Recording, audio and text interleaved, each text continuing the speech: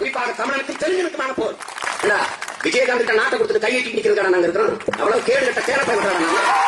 ஐயா ரஜினிகாந்த் அவர்கள் கட்சி ஆரம்பிச்சு வரப்போறாங்க. தம்பி விஜய் படத்தில் சொல்ற மாதிரி ஐயா பேட்டி சண்டை வலுவா நடக்கும்.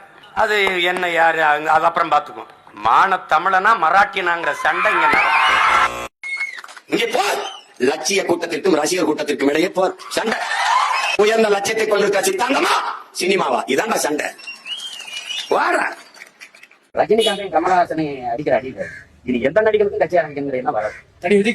எல்லாருக்கும் அதனாலதான் 10 வருஷமா நீங்க சீட்டை தெரிஞ்சுக்கிட்டாலும் உங்களுக்கு அங்கீகாரம் தமிழக மக்கள் கொடுக்க மாட்டாங்க. உங்க லட்சம் என்ன தெரிஞ்சு போச்சு. நீங்க வந்து அரசியல்வாதி கிடையாது, அரசியல் புரோக்கர்னு தெரிஞ்சு போச்சு. இதே ஒரு நாள் பெருமதிப்பிற்குரிய போற்றத்திற்குரிய ஆகச்சிறந்த நடிகர் ஐயா ரஜினிகாந்த் சொல்லணும் அப்படிங்கறத எங்க எதிர்பார்ப்பு. நீங்க சொல்லுவீங்க வந்து வர்றதுக்கு முன்னாடி சொல்லுவீங்க, இல்ல வந்து சொல்லுவீங்க. அம்புட்டு படுத்து வாங்குவீங்க உங்களை. அட பேயில மோ நீ புரோக்கரா? நீ புரோக்கர் பையல அடுத்து கிழிச்சு போடுவேன்.